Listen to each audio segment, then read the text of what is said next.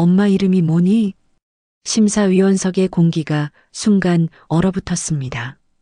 국가무형문화재 배지를 단 70대 노인의 얼굴에서 핏기가 사라지며 떨리는 손에서 들고 있던 컵이 바닥으로 떨어졌어요. 허름한 차림에 11살 소녀의 입에서 나온 그 이름은 20년 전 실종된 딸의 이름이었습니다. 공모전장에 어울리지 않는 작은 아이가 펼친 한복을 보며 전설의 장인은 자신의 운명이 완전히 뒤바뀔 순간이 왔음을 직감했습니다. 겉감과 정반대로 배치된 색깔과 바느질 매듭. 우리 집안 3대만 아는 비밀 기법이었습니다. 그런데 어떻게 이 아이가 알고 있는 걸까요? 더 충격적인 건 소녀가 들고 온 피가 묻어있는 보자기였습니다. 과연 이 아이는 누구이며 왜 여기에 있는 것일까요? 베일에 쌓인 이야기. 지금부터 시작하겠습니다.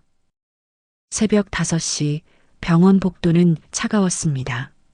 소독약 냄새가 코를 찔렀고 형광등 불빛이 하얗게 빛났습니다. 수아는 플라스틱 의자에 웅크리고 앉아 있었어요. 11살 소녀의 작은 몸은 추위에 떨렸지만 일어서지 않았습니다.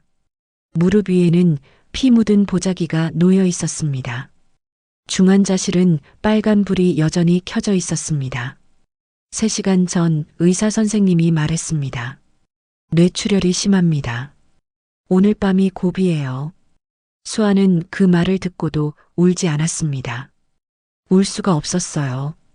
너무 무서워서 눈물도 나오지 않았습니다. 시간은 3시간 전으로 돌아갑니다.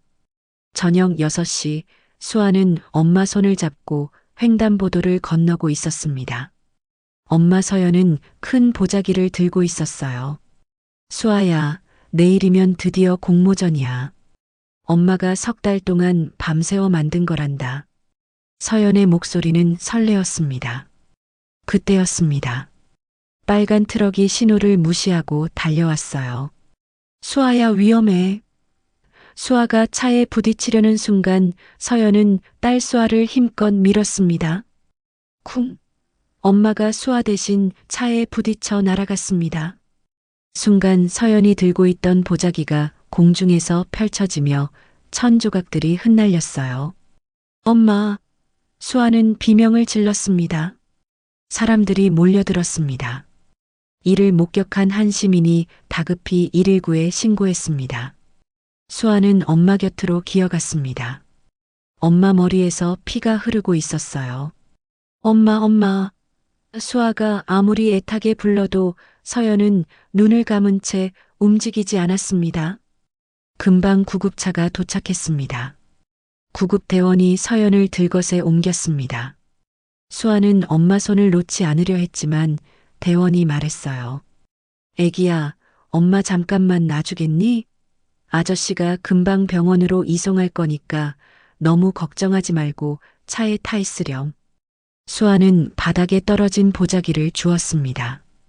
피가 묻어 있었지만 꼭 안았습니다. 잠시 후 구급차가 병원에 도착했습니다. 의사들이 엄마를 응급실로 데려갔습니다. 수아는 밖에서 기다렸어요. 침묵 속에 시계 초침 소리만 들렸습니다. 검사를 마친 의사가 나왔습니다. 보호자분 계세요? 수아가 벌떡 일어났습니다. 저요. 저 딸이에요.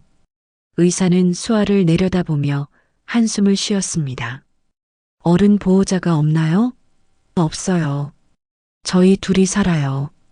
의사는 무릎을 꿇고 수아와 눈높이를 맞췄습니다. 지금 중환자실로 옮겼어. 머리를 많이 다쳐서 수술이 필요해. 며칠이 고비란다. 넌 정말 용감한 아이구나. 수아는 고개를 끄덕였지만 입술이 파르르 떨렸습니다. 중환자실 앞복도. 수아는 혼자 남았어요. 수아는 보자기를 무릎에 올려놓고 천천히 펼쳤습니다. 색동저고리가 나왔습니다. 연두, 노랑, 분홍, 하늘색.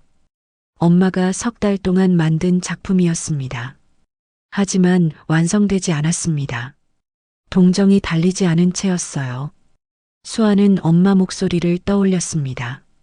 내일이 마감이야. 이 공모전만 붙으면 우리 형편이 나아질 거야. 수아 학원도 보낼 수 있고. 엄마는 매일 새벽까지 바느질을 했습니다. 손가락에 반창고를 붙이고도 멈추지 않았어요. 수아는 그런 엄마를 생각하며 보자기 구석을 뒤졌습니다. 옷감 사이에 작은 바늘집이 있었어요. 바늘집에는 바늘과 하얀 실과 함께 동정이 들어 있었습니다. 엄마가 준비해 둔 것이었어요. 엄마가 완성하지 못한 한복을 보며 수아는 생각했어요. 엄마 대신 내가 할 수 있을까? 문득 엄마의 노력이 담긴 작품을 완성해야 된다는 생각이 들었어요. 수아는 바늘을 집어들었습니다. 손이 떨렸습니다. 하지만 엄마가 가르쳐 준 방법을 기억했어요. 수아야, 동정은 이렇게 다는 거야. 바늘을 3번 감고 매듭은 나비처럼 만들어서. 수아는 엄마가 했던 말들을 떠올리며 바늘에 실을 꿰었습니다. 첫 번째 바늘을 넣었습니다. 손가락이 찔렸습니다. 피가 났지만 멈추지 않았습니다. 다시 바늘을 넣었어요. 그때 지나가던 간호사가 수아 앞에 멈춰 섰습니다. 애야, 뭐 하는 거니? 엄마 작품이요. 내일까지 완성해야 해요. 간호사는 수아 옆에 앉았습니다. 혼자 하기 힘들겠다. 내가 도와줄까? 간호사가 말했어요. 아니에요. 제가 해야 해요. 엄마가 깨어나면 완성된 걸 보여드려야 해요. 수아의 말에 간호사는 고개를 끄덕이고 일어섰습니다. 그래. 힘내, 엄마는 분명히 깨어나실 거야. 그리고 자판기에서 따뜻한 코코아를 뽑아왔습니다. 춥지? 이거 마시면서 해. 수아는 고맙다고 인사했습니다. 밤은 깊어갔습니다. 복도를 지나다니는 사람이 줄어들었어요. 수아는 졸음과 싸우며 바늘을 움직였습니다. 한 땀, 2땀. 손가락 끝이 아팠지만 참았습니다. 엄마가 3달 동안 아픔을 참았던 것처럼. 새벽 4시 동정이 거의 다 달렸습니다. 마지막 매듭만 남았습니다. 수아는 엄마가 가르쳐준 대로 나비 매듭을 만들었습니다. 실을 당기자 매듭이 예쁘게 완성됐습니다. 다 됐다. 수아는 작품을 들어 올렸습니다. 형광등빛 아래에서 색동이 반짝였습니다. 엄마가 만든 부분과 수아가 단 동정이 하나로 이어졌습니다. 피 묻은 부분도 있었지만 아름다웠습니다. 수아는 작품을 가슴에 안았습니다. 엄마, 제가 완성했어요. 이제 공모전에 내도 돼요. 중환자실 문을 바라보며 속삭였습니다. 엄마 꼭 깨어나세요. 우리 같이 상 타러 가요. 새벽 5시 수아는 화장실에서 얼굴을 씻었습니다. 거울을 보니 눈이 빨갛게 부어 있었습니다. 하지만 표정은 단단했습니다. 나는 강서연의 딸이야. 울면 안 돼. 6시 간호사가 다가왔습니다. 애야, 어젯밤 한숨도 안 잤구나. 조금 자야지. 아니에요. 오늘 공모전 제출해야 해요. 10시까지 시청에 가야 해요.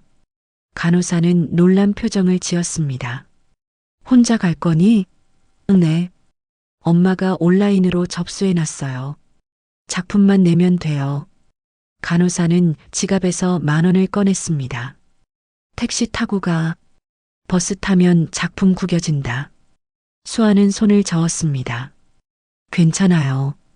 받아, 언니가 응원하는 거야. 수아는 눈물이 날 것 같았지만 꾹 참았습니다. 감사합니다. 7시 수아는 중환자실 유리창 앞에 섰습니다. 안에서 엄마가 누워 있었습니다. 기계들이 삐삐 소리를 냈습니다.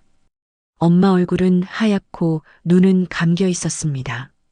수아는 유리창에 손을 댔습니다. 엄마, 저 다녀올게요. 곧 올게요. 8시 수아는 병원을 나섰습니다. 아침 햇살이 눈부셨습니다. 보자기를 등에 메고 길을 걸었습니다. 택시를 잡아탔습니다. 어디 가니? 시청이요. 기사 아저씨가 백미러로 수아를 봤습니다. 혼자? 네. 택시 안에서 수아는 창밖을 바라봤습니다. 사람들이 출근하고 가게들이 문을 열었습니다. 평범한 아침이었습니다. 하지만 수아에게는 특별한 아침이었습니다. 9시 30분 시청 대강당에 도착했습니다. 큰 건물이 하늘 높이 솟아 있었습니다. 수아는 심호흡을 했습니다. 할 수 있어. 엄마를 위해서. 시청 대강당 로비는 수아에게 너무 컸습니다. 대리석 바닥은 반짝였고 천장은 끝이 보이지 않을 만큼 높았습니다. 정장을 입은 사람들이 바쁘게 오갔습니다. 수아는 작은 발걸음으로 안내 데스크로 향했습니다. 보자기를 꼭 아는 손에 땀이 났습니다. 안내 데스크에 젊은 여직원이 앉아 있었습니다. 수아가 다가가자 여직원은 놀란 표정을 지었어요. 어머, 애기가 왜 여기 왔어? 전통 한복 공모전 작품 제출하러 왔어요. 수아의 목소리는 작았지만 또렷했습니다. 여직원은 컴퓨터를 확인했습니다. 접수자 이름이 뭔데? 강서연이요. 강서연 씨 맞네. 근데 왜 본인이 안 오고 가왔어? 엄마가 어제 사고가 나서 병원에 계세요. 제가 대신 왔어요. 여직원의 표정이 안쓰러워졌습니다. 아이고, 그랬구나. 작품은 가져왔어? 수아는 보자기를 풀어 색동 저고리를 보여주었어요. 여직원의 눈이 커졌습니다. 와, 정말 예쁘다. 내가 만든 거야? 아니요. 엄마가 만들었어요. 근데 마지막 동정은 제가 달았어요. 여직원은 작품을 받아 투명 비닐에 넣었습니다. 접수증 줄게. 심사는 오후 2시부터야. 결과는 저녁에 나와. 여직원이 말했어요. 제가 여기서 기다려도 돼요? 그래도 되는데 오래 걸릴 텐데. 괜찮겠어? 수아는 고개를 끄덕였습니다. 네. 전 괜찮아요. 수아는 대강당 밖 의자에 앉았습니다. 사람들이 계속 작품을 가져왔습니다. 큰 상자에 담긴 것도 있고 옷걸이에 걸린 것도 있었어요. 모두 화려하고 멋있어 보였습니다. 수아는 갑자기 불안해졌습니다. 엄마 작품이 뽑힐 수 있을까? 11시 배가 고팠지만 참았습니다. 가방에 든 돈은 1,000원뿐이었습니다. 어린 마음에 병원비로 써야 한다고 생각했어요. 수아는 물만 마시며 시간을 보냈습니다. 오후 2시 심사가 시작됐습니다. 대강당 문이 닫혔습니다. 수아는 밖에서 초조하게 기다렸습니다. 손가락을 꼼지락거리며 시간을 세었습니다. 1시간, 2시간. 대강당 안에서는 5명의 심사위원이 작품들을 살펴보고 있었습니다. 맨 앞에는 하얀 머리의 노인이 앉아 있었습니다. 강명희 70살. 국가무형문화재 한복 장인이었습니다. 그녀의 눈빛은 매서웠고 표정은 굳어 있었습니다. 명희는 작품 하나하나를 꼼꼼히 봤어요. 색감, 재봉선, 매듭. 모든 것을 확인했죠. 대부분은 고개를 저었습니다. 재봉이 엉성하네. 색 배치가 조화롭지 못해. 다른 심사위원들은 명희의 눈치를 봤습니다. 그녀의 말이 곧 결정이었습니다. 20번째 작품을 보던 명희가 멈췄습니다. 색동 저고리였습니다.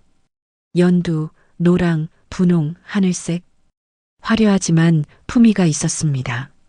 명희는 저고리를 들어 올렸어요.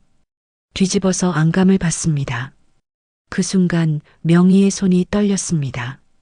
안감 색깔 배치가 겉감과 정반대였습니다. 연두가 하늘색 자리에, 하늘색이 연두 자리에. 명희의 얼굴에서 핏기가 사라졌습니다. 이건 명희의 목소리가 갈라졌습니다.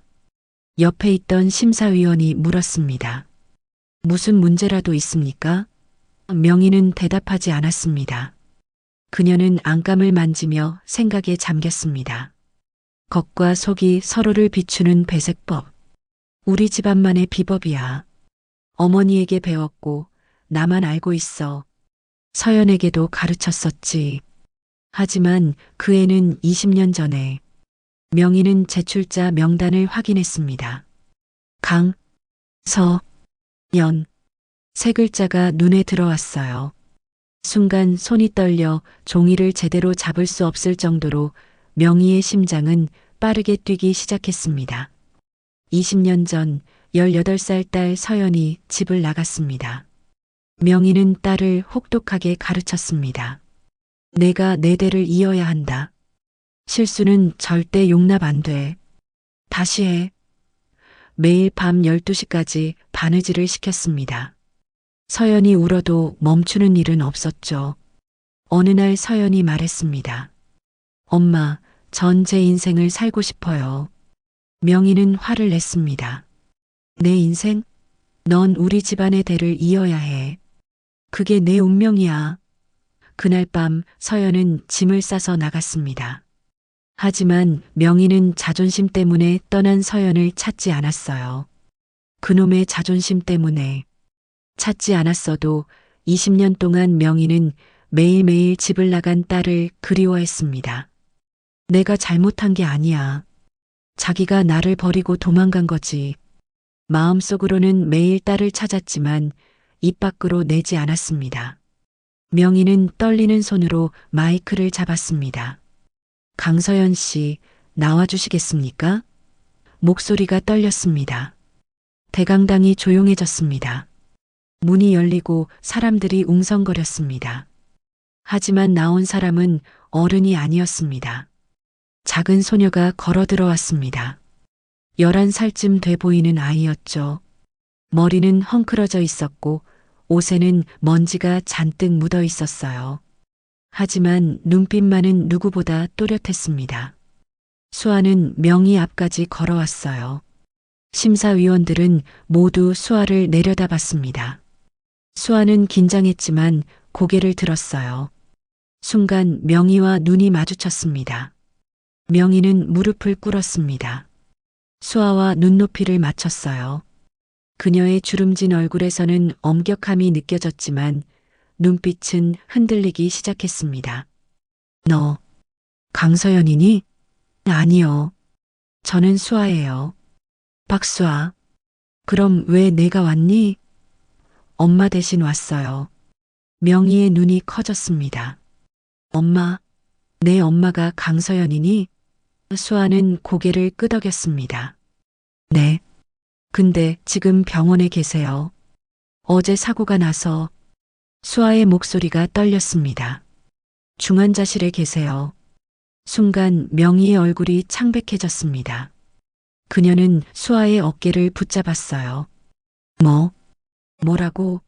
서연이가 사고를? 어느 병원이니? 명희는 흥분한 말투로 재차 질문했어요. 중앙병원이요.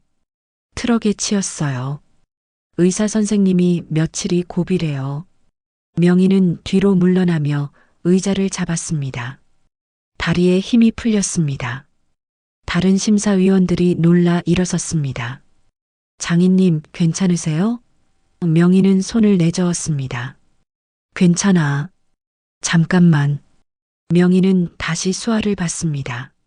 아이의 얼굴을 찬찬히 살폈습니다. 눈매, 코, 입술. 서연을 닮았습니다. 그리고 자신도 닮았습니다. 명희는 떨리는 손으로 수아의 손을 잡았습니다. 이 작품, 내 엄마가 만든 거니? 네. 석 달 동안 만들었어요. 근데 마지막은 제가 했어요. 명희는 다시 작품을 봤습니다. 마지막이 뭐니? 동정이요. 엄마가 달기 전에 사고가 나서 제가 달았어요.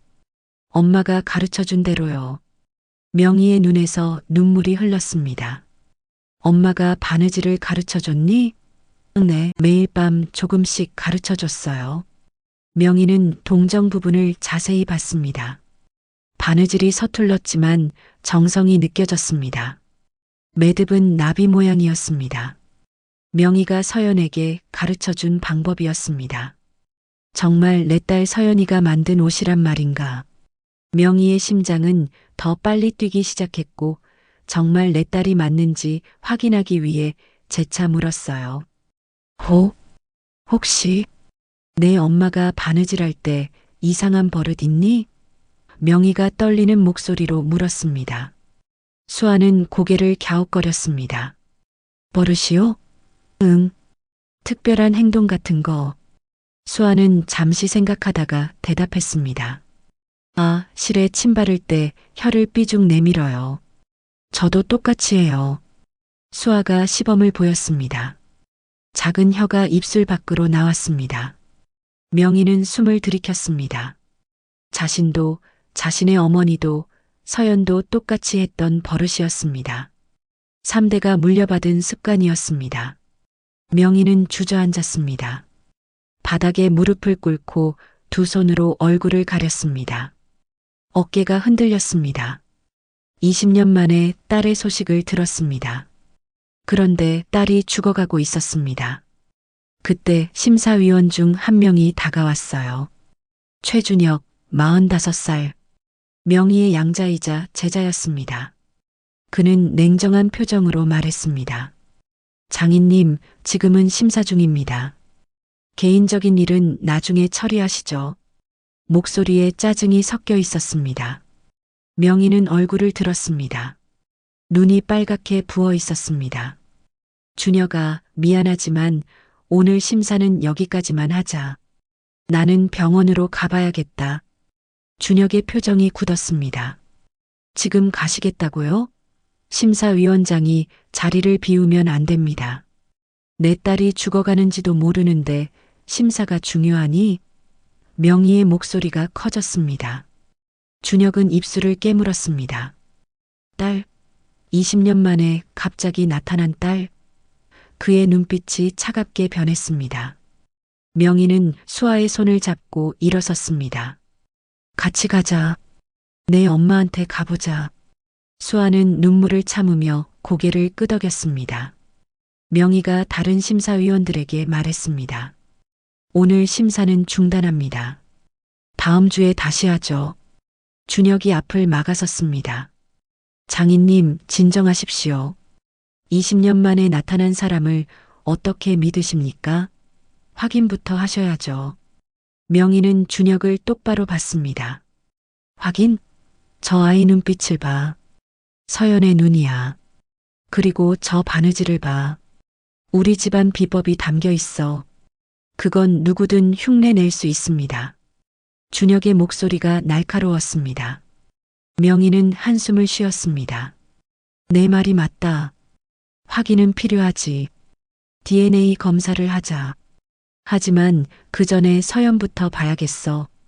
내 딸이 죽어가는데 여기 앉아 있을 순 없어. 명희와 수아는 대강당을 나섰습니다. 준혁은 그 뒷모습을 차갑게 바라봤습니다. 주먹을 꽉 쥐었습니다. 20년 만에 나타난 딸과 손녀라고 내 자리를 빼앗으려는 거냐? 그의 머릿속에서 계획이 돌아가기 시작했습니다. 택시가 병원 앞에 멈췄습니다. 명희는 서둘러 내렸고 수아가 뒤따랐습니다. 오후 4시 햇살이 강했지만 명희의 얼굴은 창백했습니다. 20년 만에 딸을 만나러 가는 길이었습니다. 아니, 만날 수 있을지조차 확실하지 않았습니다. 병원 로비를 지나 엘리베이터를 탔습니다. 수아가 중환자실로 가는 5층 버튼을 눌렀습니다. 좁은 공간 안에서 둘은 말이 없었습니다. 명희는 거울에 비친 자신을 봤습니다. 70살 노인의 얼굴이 보였어요. 주름이 깊고 머리는 하얗습니다. 서연이가 날 알아볼까? 엘리베이터 문이 열렸습니다. 중환자실 표지판이 보였고 수아가 앞장서서 걸었습니다. 명희는 그 작은 뒷모습을 보며 가슴이 먹먹해졌습니다. 11살 아이가 혼자 이 무거운 분위기의 복도를 혼자 왔다 갔다 했을 생각을 하니 가슴 한구석이 아려왔어요. 그렇게 명희와 수아는 중환자실 앞에 도착했습니다. 간호사 데스크에서 젊은 간호사가 수아를 알아봤어요. 수아야, 왔구나. 오늘은 어른이랑 같이 왔네? 수아는 명의를 올려다봤습니다. 네. 이분이 저희 할머니세요. 간호사는 놀란 표정을 지었습니다. 어머, 다행이다. 어른 보호자가 없어서 얼마나 걱정했는지 몰라. 옆에 있던 명의가 물었습니다. 강서연 환자 상태가 어떻습니까? 간호사는 차트를 확인하고는 대답했어요. 아직 혼수 상태세요. 뇌압이 높아서 계속 지켜보고 있어요. 오늘 오전에 재검사했는데 조금 안정됨만 여전히 위험해요. 명의는 유리창으로 다가갔습니다. 중환자실 안이 보였습니다. 6개의 침대가 있었고 각 침대마다 기계들이 연결돼 있었습니다. 삐삐 소리가 끊임없이 들렸어요. 맨 안쪽 침대에 서연이 누워 있었습니다. 명희의 다리가 휘청거렸습니다. 수아가 재빨리 팔을 붙잡았습니다. 할머니, 괜찮으세요? 명희는 고개를 끄덕였지만 눈에서 눈물이 흘렀습니다. 괜찮아. 잠깐만. 유리창 너머 서연의 얼굴이 보였습니다. 20년 전 18살 소녀가 아니었습니다. 38살 여자였습니다. 하지만 명희는 단번에 알아봤습니다. 눈매, 코, 입술 모두 어릴 적 그대로였습니다. 서연의 머리에는 붕대가 감겨 있었습니다.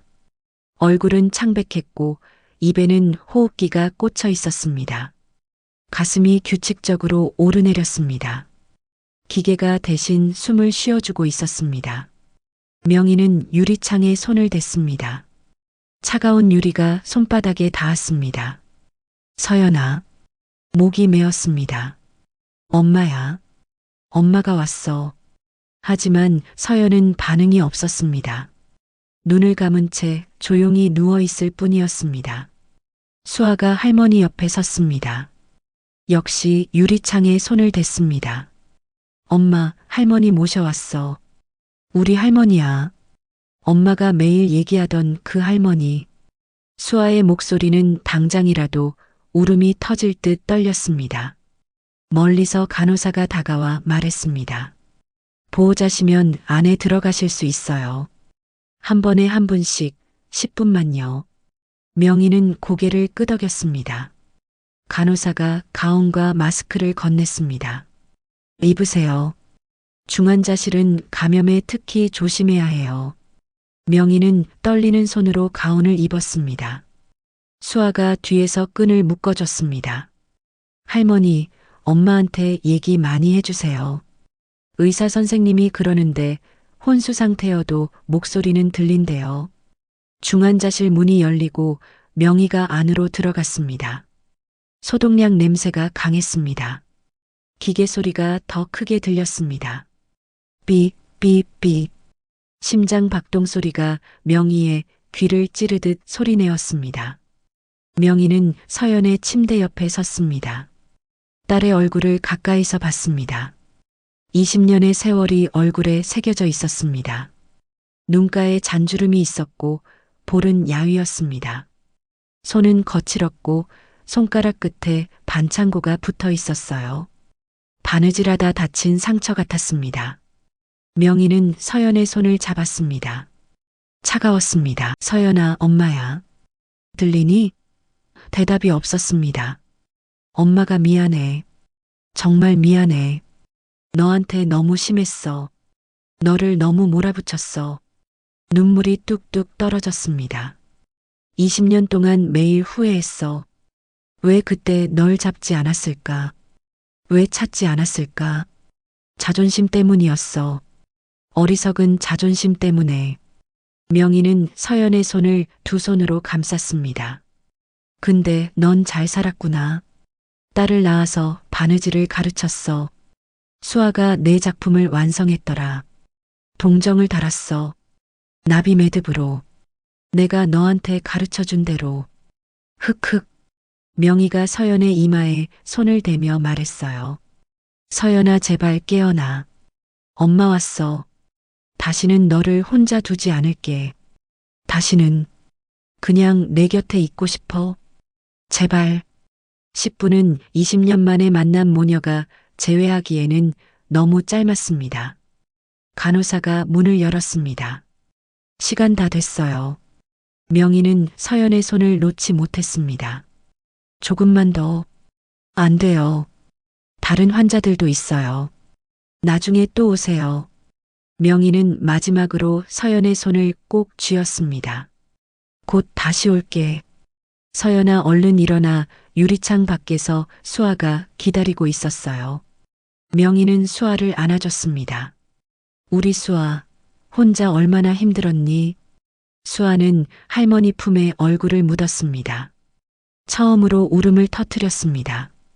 할머니, 엄마가 안 깨어나면 어떡해요? 저 혼자 어떻게 해요? 명희는 수아의 머리를 쓰다듬었습니다. 괜찮아. 할머니가 있잖아. 이제 넌 혼자가 아니야. 명희는 수아를 데리고 담당 의사가 있는 진료실로 갔습니다. 의사는 50대 남자였습니다. 명희가 물었습니다. 제 딸 상태가 어떻습니까? 솔직히 말씀해 주세요. 의사는 차트를 펼쳤습니다. 뇌출혈이 심각합니다. 수술은 했지만 뇌압이 계속 높아요. 사흘 안에 의식을 회복하지 못하면 어떻게 됩니까? 명희의 목소리가 요동치듯 떨렸어요. 최악의 경우 뇌사 상태로 갈 수 있습니다. 수아가 깜짝 놀라 의사를 봤습니다. 뇌사요? 그게 뭐예요? 의사는 말을 아꼈습니다. 지금은 최선을 다해 지켜보는 수밖에 없습니다. 명희는 숨을 깊이 들이켰습니다. 비용은 얼마나 듭니까? 지금까지 500만 원 정도 나왔고 앞으로 더 필요합니다. 보험은 있으신가요? 수아가 고개를 저었습니다. 엄마가 보험 들 돈이 없었어요. 명희는 가방에서 카드를 꺼냈습니다. 제 카드로 하세요. 앞으로 드는 비용도 다 제가 부담하겠습니다. 의사는 고개를 끄덕였습니다. 알겠습니다.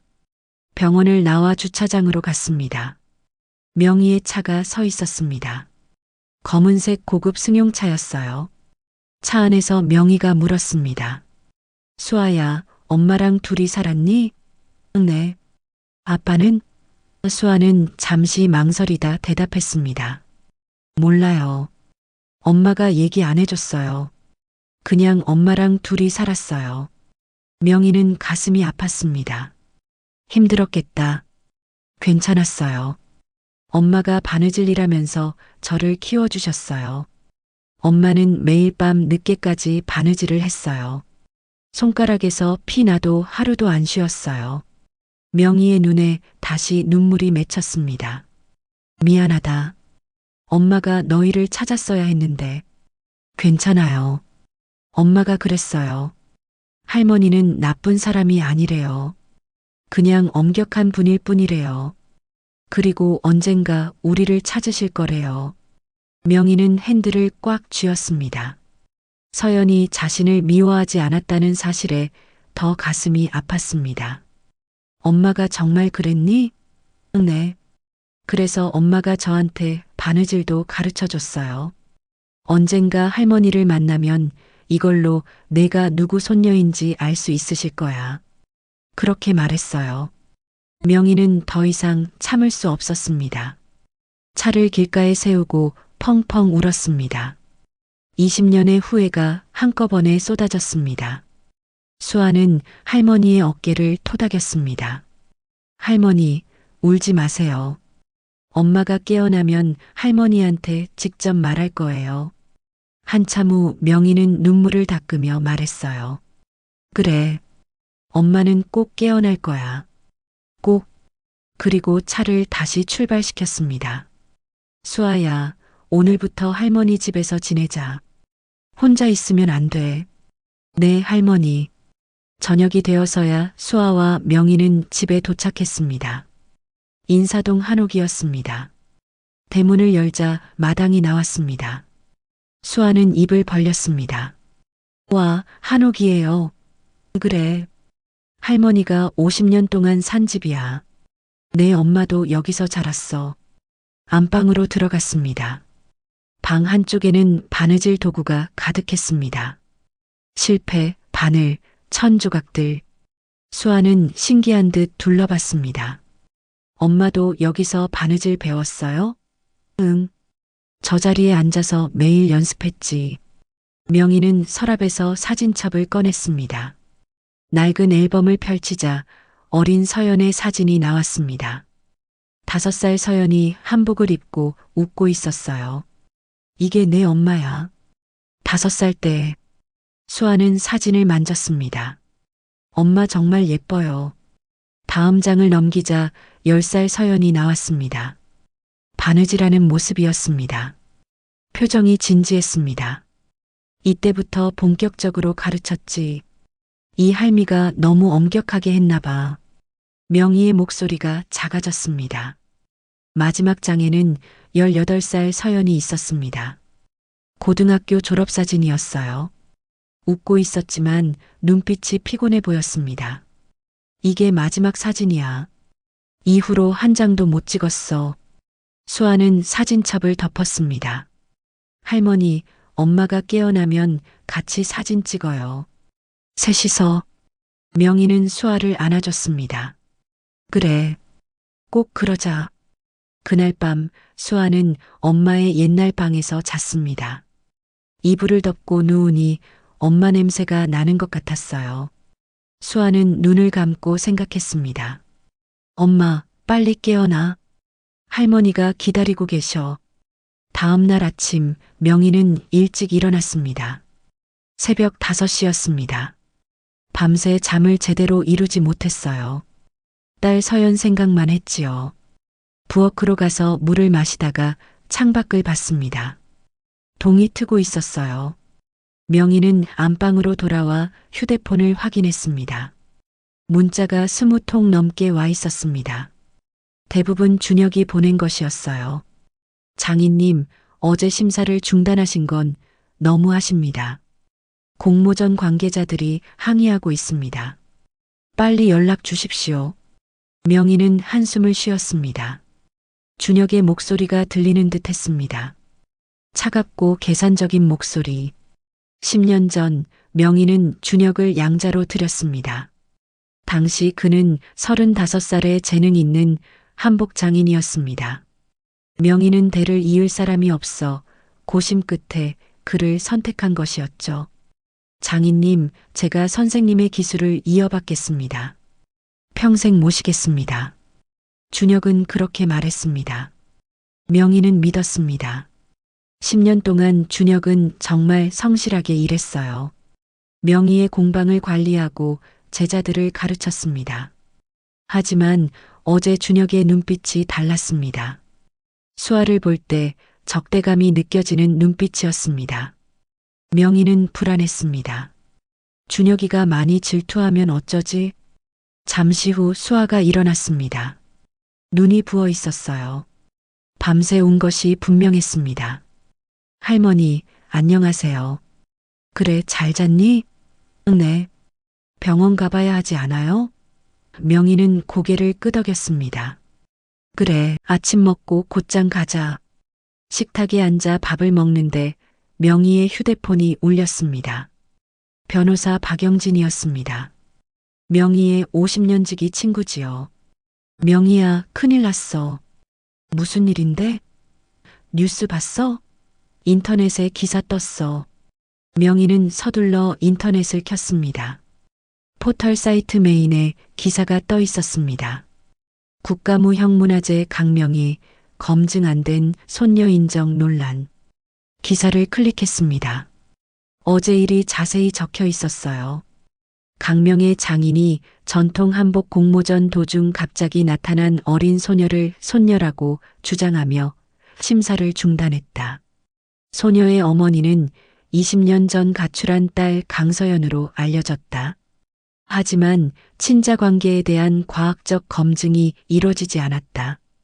일각에서는 유산을 노린 사기 가능성을 제기하고 있다. 명희의 얼굴이 굳었습니다. 댓글창을 봤습니다. 악플이 수백 개였습니다. 20년 만에 갑자기 나타나? 수상하네. 돈 노리고 온 거 아니야? 노인네 판단력이 흐려진 거 아니야? DNA 검사부터 하라고. 수아가 명희 뒤에서 화면을 봤습니다. 할머니, 저 사기꾼이래요? 목소리가 떨렸습니다. 명희는 재빨리 화면을 껐습니다. 아니야. 신경 쓰지 마. 나쁜 사람들이 그러는 거야. 하지만 명희는 알았어요. 이 기사를 누가 흘렸는지. 준혁이었습니다. 그는 기자들과 친했습니다. 공방 홍보 때문에 자주 연락한다는 걸 알고 있었어요. 이 기사는 명백히 준혁의 작품이었습니다. 명희가 준혁에게 전화했습니다. 준혁아, 너 한 짓이지? 준혁의 목소리는 차분했습니다. 무슨 말씀이세요? 기사 말이야. 내가 기자한테 흘렸지? 장인님, 오해예요. 저는 그저 걱정돼서 사실을 확인하려는 거예요. 사실 확인? 내가 무슨 권리로? 명희의 목소리가 커졌습니다. 저는 10년 동안 장인님을 모셨습니다. 공방도 제가 관리했고요. 갑자기 나타난 사람을 무턱대고 믿으시면 안 됩니다. DNA 검사라도 하셔야죠. 명희는 이를 악물었습니다. DNA 검사는 할 거야. 하지만 내가 나설 일이 아니야. 이건 우리 집안일이야. 명희의 말에 준혁이 대답했어요. 장인님 재산도 관련된 일 아닙니까? 공방, 이한옥, 국가지원금. 모두 제가 물려받기로 했잖아요. 그건 내가 유일한 가족일 때 얘기야. 이제 내 진짜 딸과 손녀가 나타났어. 명희의 흥분한 목소리가 단호했습니다. 준혁은 잠시 침묵했습니다. 그리고 차갑게 말했습니다. 그 아이가 진짜 손녀인지 확실해지기 전까지는 조심하시는 게 좋을 겁니다. 전화가 끊겼습니다. 명희는 휴대폰을 내려놓고 한숨을 쉬었습니다. 수아가 걱정스러운 표정으로 봤어요. 할머니, 준혁 아저씨가 나쁜 사람이에요? 나쁜 사람은 아니야. 그냥 욕심이 많은 거지. 오전 10시 명희와 수아는 병원에 갔습니다. 병원 앞에 사람들이 모여 있었습니다. 기자들이었습니다. 카메라를 들고 대기하고 있었고 명희를 보자 달려들었습니다. 강명희 장인님, 손녀가 진짜 맞습니까? DNA 검사하실 겁니까? 20년 만에 나타난 딸에 대해 한 말씀. 플래시가 터졌습니다. 명희는 수아를 감싸 안고 밀고 들어갔습니다. 비켜주세요. 지금 환자 면회 가야 합니다. 기자들이 계속 따라오자 병원 경비가 막아섰습니다. 여기는 중환자실입니다. 조용히 하세요. 기자들은 복도 끝에 남았지만 계속 사진을 찍었습니다. 명희는 간호사 데스크로 갔습니다. 간호사가 미안한 표정을 지으며 말했어요. 죄송해요. 아침부터 기자들이 와서 난리예요. 괜찮아요. 환자 상태는 어때요? 똑같아요. 아직 의식 없으세요. 명희는 서연의 상태를 묻고는 곧장 중환자실 안으로 들어갔습니다. 서연은 여전히 누워 있었습니다. 변한 것이 없었습니다. 명희는 딸의 손을 잡으며 말했어요. 서연아, 엄마야. 밖에 나쁜 사람들이 많아. 우리를 괴롭히려고 해. 제발 깨어나서 도와줘. 하지만 서연은 반응이 없었습니다. 명희는 눈물을 삼켰습니다. 밖으로 나오자 수아가 울고 있었습니다. 핸드폰을 보고 있었어요. 할머니, 사람들이 저한테 나쁜 말해요. 명희가 핸드폰을 빼앗아 봤습니다. 수아의 학교 친구들이 보낸 메시지였어요. 너희 엄마 사기꾼이래? 뉴스 봤어. 할머니 돈 노리고 간 거지? 학교 오지 마. 창피해. 명희는 핸드폰을 꺼버렸습니다. 수아야, 신경 쓰지 마. 진실은 곧 밝혀질 거야. 하지만 친구들은 진실을 모르는 거야. DNA 검사하면 다 알게 돼. 명희는 곧장 병원 1층 검사실로 가서 물었습니다. 친자 확인 DNA 검사하고 싶습니다. 예약하셨어요? 아니요. 급합니다. 빨리 할 수 있나요? 급하게 하시면 사흘 걸려요. 비용은 50만 원이고요. 직원의 말에 명희는 답했습니다. 괜찮아요. 지금 할게요. 명희와 수아는 검사를 받았습니다. 입안을 면봉으로 문지르는 간단한 검사였습니다. 직원이 말했습니다. 사흘 후 결과 나옵니다. 전화 드릴게요. 병원을 나오는데 기자들이 또 몰려들었습니다. 명희는 그들을 똑바로 보며 말했어요. DNA 검사 받았습니다. 사흘 후 결과 나옵니다. 그때 모든 걸 밝히겠습니다. 그리고 수아 손을 잡고 차로 갔습니다. 차 안에서 수아가 물었습니다. 할머니, DNA 검사하면 정말 제가 손녀인 게 증명돼요? 당연하지. 과학은 거짓말 안 해. 그럼 나쁜 사람들이 믿어줄까요? 명희는 수아의 머리를 쓰다듬었습니다. 믿어줄 거야. 증거가 있으면 어쩔 수 없어. 하지만 명희는 불안했습니다. 준혁이 가만히 있을 리 없었어요. 그는 10년 동안 명희의 재산을 노린다는 것을 알고 있었죠. 인사동 한옥만 해도 시가 50억이었고 그 외 서초동의 건물들과 회사 매출을 합치면 명희의 재산은 수백억 원에 달했어요. 준혁은 이 모든 걸 잃고 싶지 않을 것입니다. 오후 2시 명희의 핸드폰이 울렸습니다. 모르는 번호였습니다. 여보세요? 강명의 장인님이시죠? 남자 목소리였습니다. 누구세요? 저는 한국일보 기자 김진수입니다. 인터뷰 좀 하고 싶은데요. 인터뷰는 DNA 검사 후에 하겠습니다. 장인님, 최준혁 씨가 제게 흥미로운 정보를 줬는데요. 명희의 가슴이 철렁했습니다. 무슨 정보요?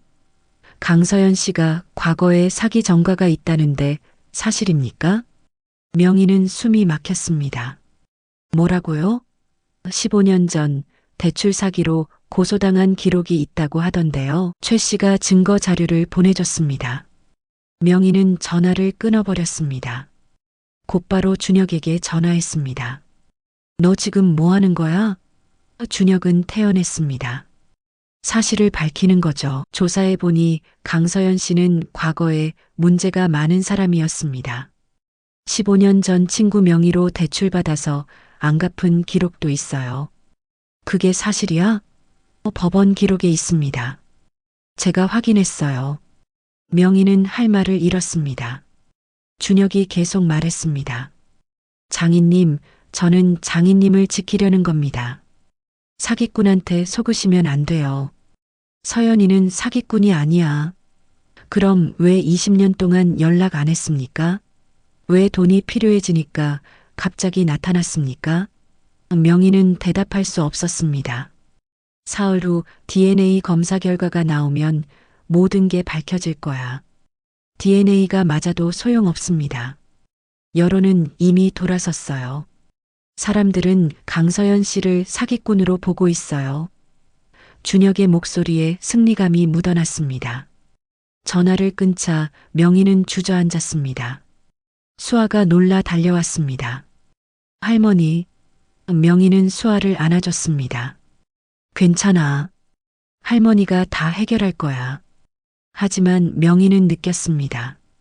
준혁이 본격적으로 움직이기 시작했다는 것을, 그리고 또 어떤 일 들이닥칠지 모른다는 생각과 동시에 결심했습니다. 무슨 일이 있어도 내 딸과 손녀를 지키겠다고, 마음 단단히 먹겠다고. 그날 저녁 뉴스에 서연의 과거가 보도됐습니다. 최명의 장인의 딸을 사칭한 강서연, 15년 전 대출 사기 전과 드러나 댓글은 더욱 악랄해졌습니다. 수아는 울면서 잠이 들었고 명희는 밤새 잠을 이루지 못했습니다. 사흘째 밤 명희는 안방에서 천장을 바라보고 있었습니다.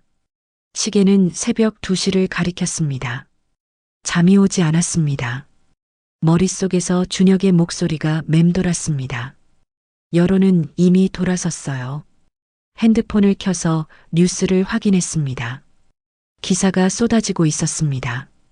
강서연 대출 사기, 피해자 증언 나와, 국가무 형문화재 강명희, 공모전 중단 논란, 한복계, 강명희의 퇴진 요구 목소리 높아, 명희는 핸드폰을 던져버리고 싶었습니다.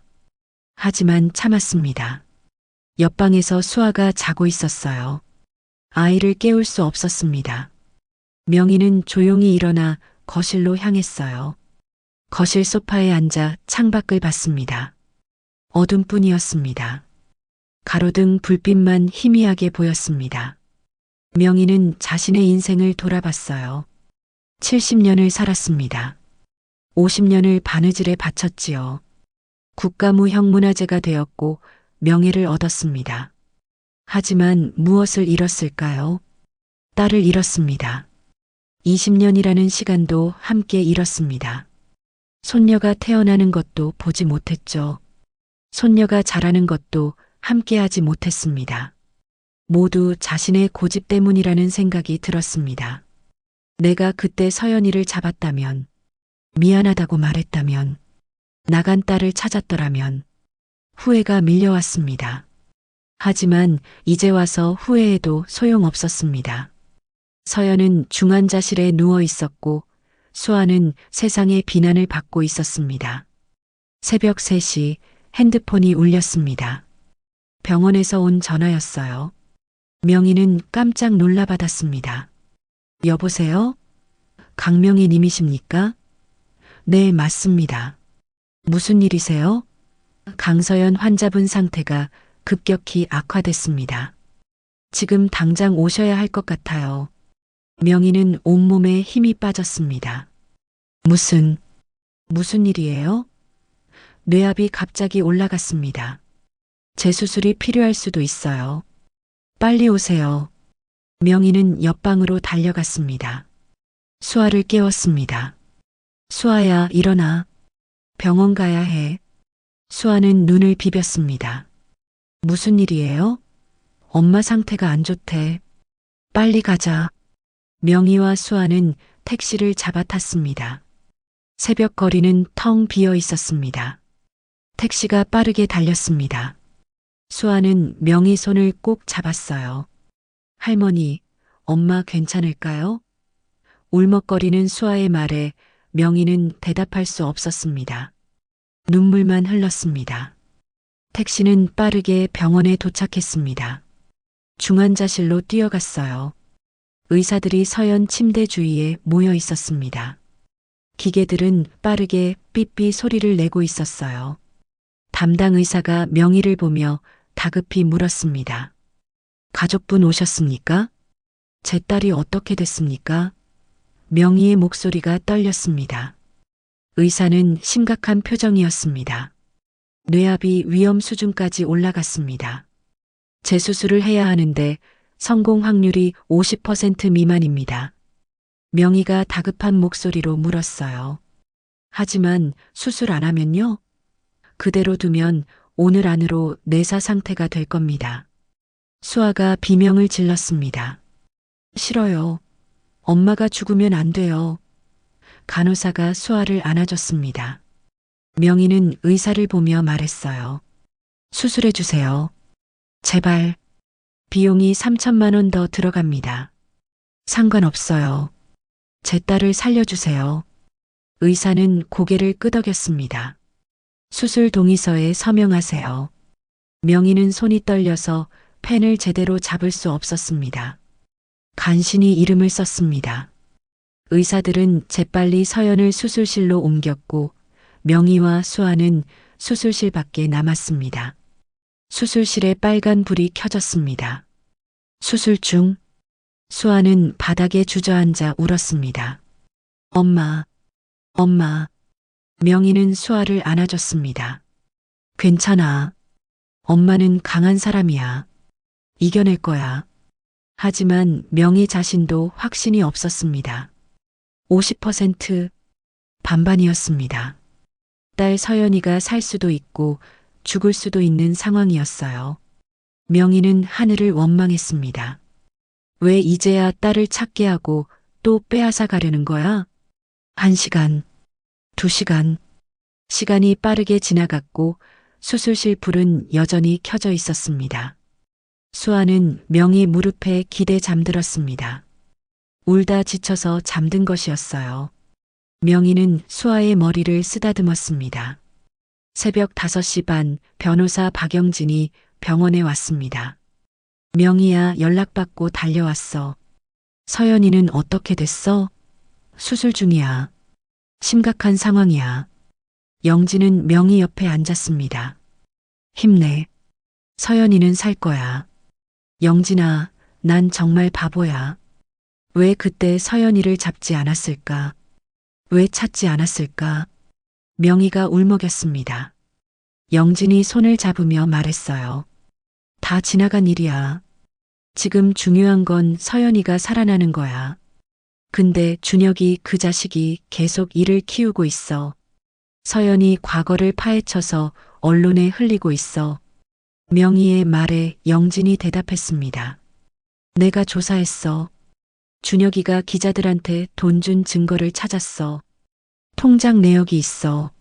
명희의 눈이 커졌습니다. 정말? 응. 지난 사흘 동안 5명 기자한테 총 500만 원을 보냈어. 계좌 추적했어. 영진이 서류를 꺼냈습니다. 이걸로 준혁이를 막을 수 있을 거야. 서류를 보던 명희가 말했어요. 하지만 고소보다 중요한 게 있어. DNA 검사 결과야. 오늘 나온다고 했어. 그게 나오면 모든 게 뒤집힐 거야. 준혁이가 아무리 방해해도 과학은 못 속여.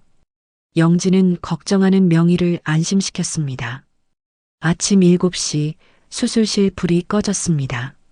명희와 영진이 벌떡 일어났습니다. 수아도 그 소리를 듣고 깼어요. 문이 열리고 의사가 나왔습니다.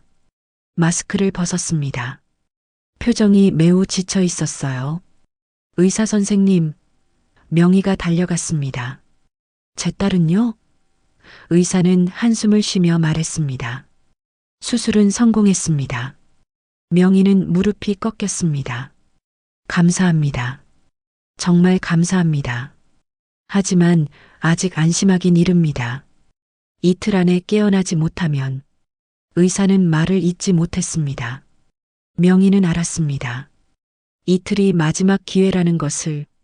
서연은 다시 중환자실로 옮겨졌습니다. 명희는 유리창 너머로 딸을 봤습니다. 온몸에 관이 꽂혀 있었어요. 얼굴은 더 창백해졌습니다. 하지만 살아 있었습니다. 가슴이 오르내리고 있었어요. 아침 9시 명희의 핸드폰이 울렸습니다.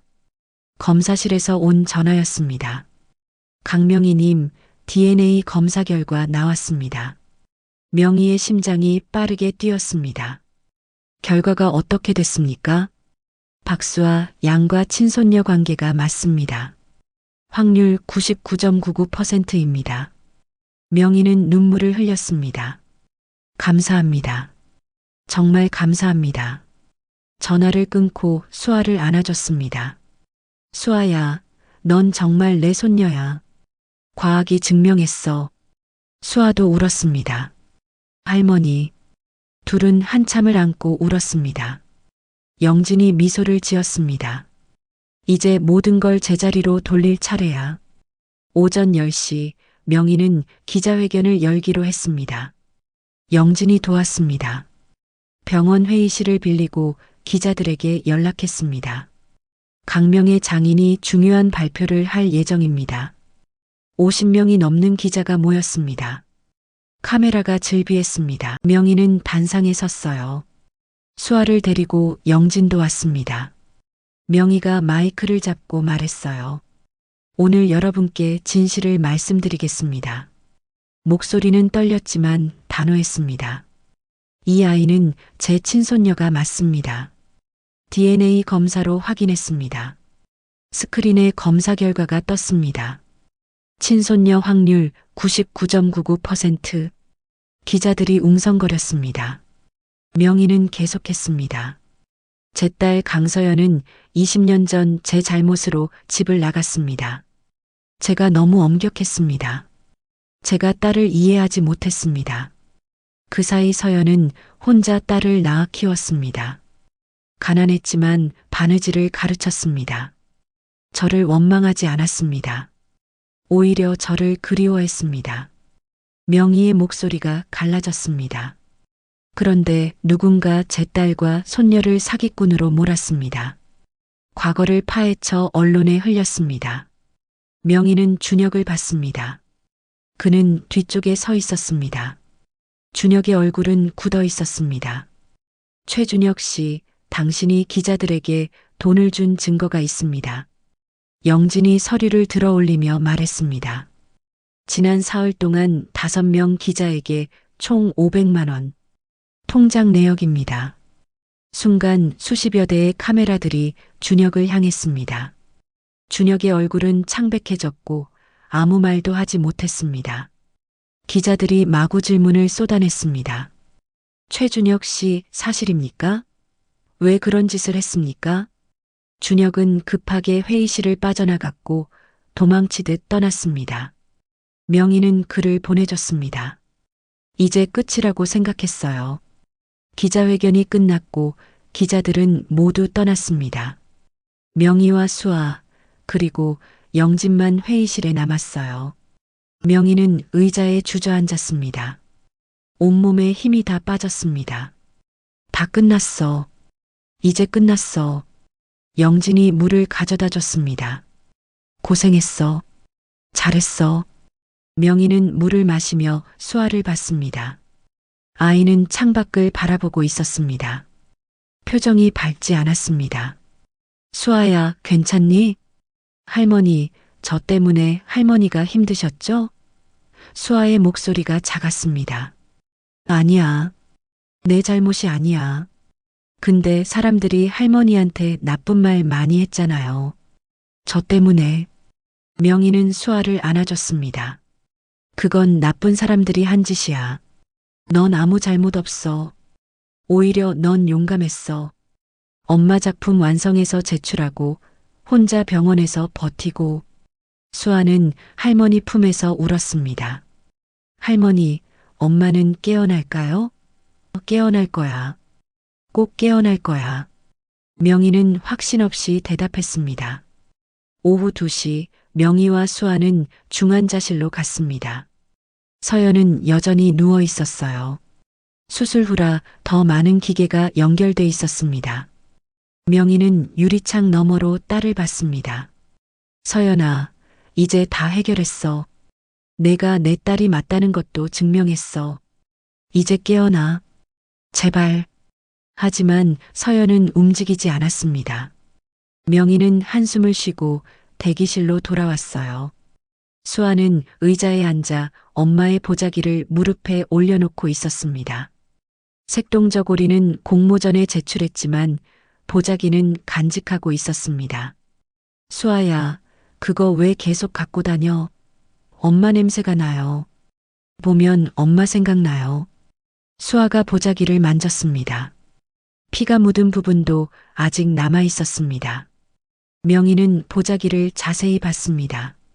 낡았지만 정성스럽게 만들어진 보자기였습니다. 모서리에는 작은 매듭이 있었습니다. 명희가 매듭을 만졌습니다. 이 매듭, 우리 집안 방식이네. 할머니도 이렇게 매듭 만들어요? 응. 우리 어머니한테 배웠지. 서연이한테도 가르쳤고. 명희는 보자기를 펼쳐 안을 살폈습니다. 그때 이상한 것을 발견했습니다. 보자기 안쪽에 실밥이 다른 부분보다 두꺼웠습니다. 마치 덧댄 것처럼. 명희는 그 부분을 만져봤습니다. 여기 뭔가 있어. 뭐가요? 수아가 다가왔습니다. 명희는 조심스럽게 실밥을 뜯기 시작했습니다. 한 땀 한 땀 풀었습니다. 시간이 걸렸습니다. 10분쯤 지나자 안감이 열렸습니다. 안에서 작은 비닐 봉투가 나왔습니다. 명희의 손이 떨렸습니다. 봉투를 열자 종이 2장이 들어 있었습니다. 하나는 출생신고서 사본이었습니다. 박수아, 어머니 강서연, 아버지 미상. 다른 한 장은 천이었습니다. 하얀 천에 실로 글씨가 수놓아져 있었습니다. 명의는 천을 펼쳤습니다. 서연의 글씨였습니다. 바느질로 쓴 편지였어요. 어머니, 저 서연이에요. 20년간 용서를 구할 용기가 없었어요. 제가 집을 나간 건 어머니가 싫어서가 아니었어요. 저는 그냥 제 길을 가고 싶었을 뿐입니다. 명희의 눈에서 눈물이 떨어졌습니다. 천이로 눈물이 번졌습니다. 명희는 계속 읽어내려갔습니다. 하지만 어머니를 원망한 적은 없어요. 어머니가 저를 엄하게 가르치신 건 저를 사랑하셨기 때문이라는 걸 이제 알게 되었어요. 어머니는 오직 저를 위해 그렇게 하셨다는 거. 저도 수아를 낳고 직접 키우다 보니 어머니가 저에게 어떤 마음이었는지 이제야 알게 되었어요. 수아는 제 전부예요. 가난하지만 행복하게 키우려고 노력했어요. 그리고 어머니께 배운 바느질을 가르쳤습니다. 수아는 천부적인 재능이 있어요. 제가 가르치지 않아도 스스로 배웁니다. 명희는 숨을 들이켰습니다. 가슴이 뭉클했습니다. 언젠가 어머니를 만나면 수아를 보여드리고 싶었어요. 우리 집안의 피가 흐르는 아이라는 것을 증명하고 싶었습니다. 그래서 이 보자기 안에 증거를 숨겨둡니다. 혹시 제게 무슨 일이 생기면 이 아이를 부탁드립니다. 수아는 착한 아이예요. 할머니를 닮아 강합니다. 부디 수아를 사랑해 주세요. 그리고 20년 동안 매일 어머니를 그리워했어요. 용서받을 자격은 없지만 그래도 말하고 싶어요. 사랑합니다, 어머니. 마이너스 강서연. 마지막 줄에는 날짜가 수놓아져 있었습니다. 1년 전이었습니다. 서연은 1년 전부터 이 편지를 준비했던 것입니다.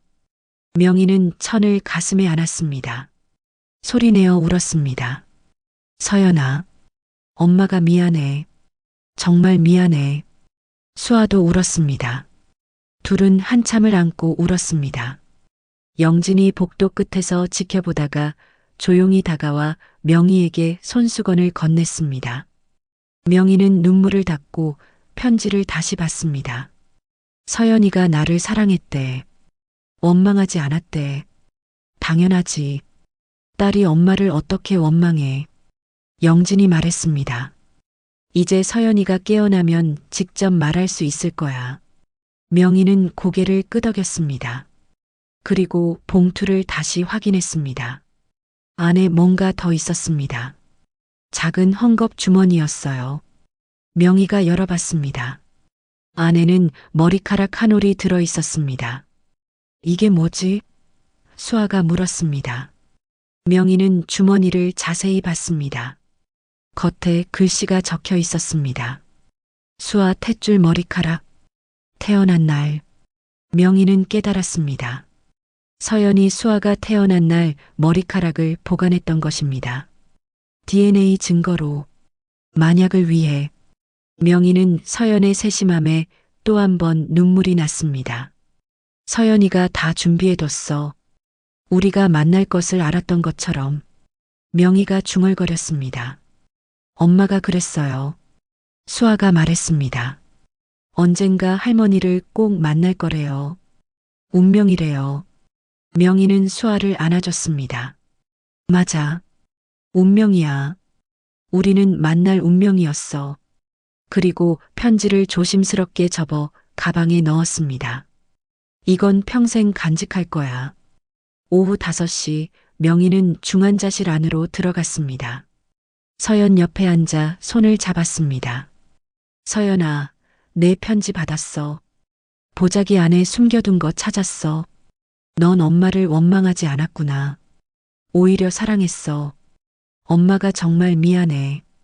20년을 함께하지 못해서 미안해. 명희의 목소리가 떨렸습니다. 이제 우리 다시 시작하자.